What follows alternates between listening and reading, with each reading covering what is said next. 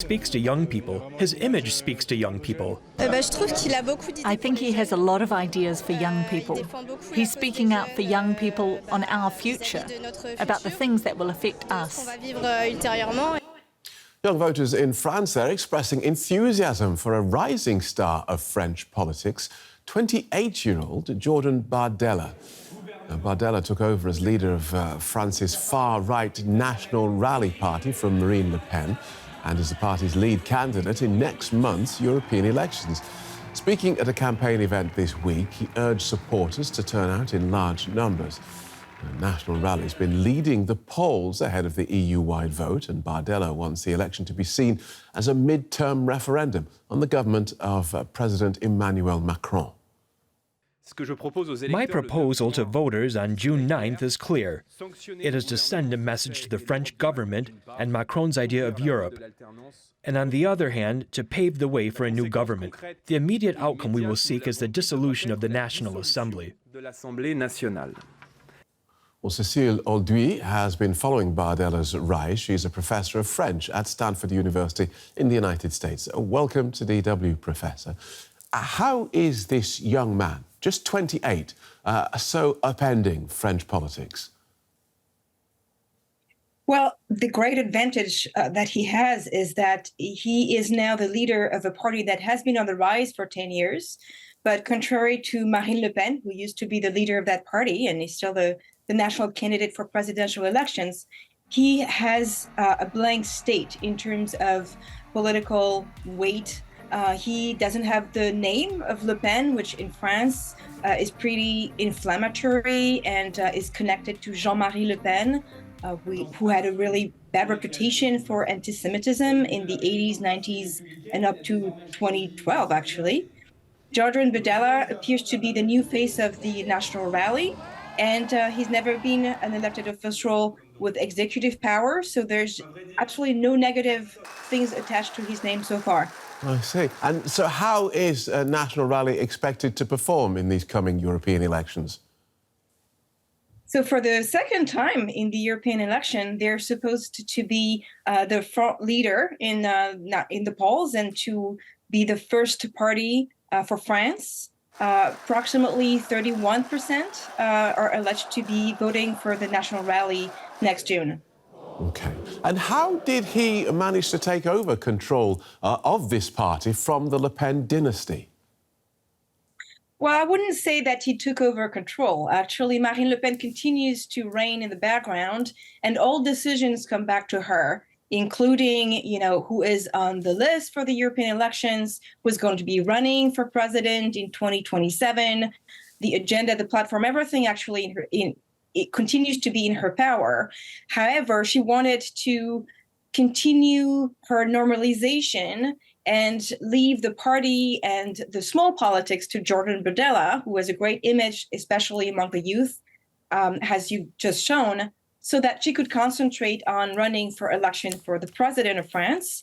And also she can appear more like a state person. She goes to meet foreign ministers and presidents. So she's trying to keep above the swamp of politics, so to speak. Right. The far right, it's generally seen as in the last few years or so, it's generally seen as being appealing to older, less educated voters. But his appeal seems to be targeting younger people. So where's that coming from? Why are they voting for him, regardless of the fact that he's a clean slate, as it were? There is still this right-wing anti-Semitism, racism background to him, and young people still seem to be flocking to him. Right. So actually, older voters usually do not vote for the far right because they have the longest historical memory, especially of World War II. And the National Front, the former name of National Rally, was funded by one former SS official, actually, and also people who were part of the collaboration in France.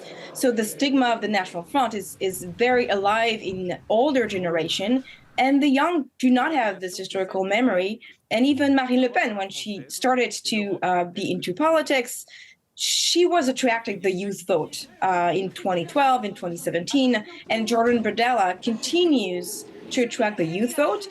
We should qualify this by saying that another 25% of young people are planning to vote on the left and another 25% to the center-right Macron candidate. So the youth vote is very split, actually. Understood. But you have also this media story around Jordan Bardella because the media loves a newcomer and a success story.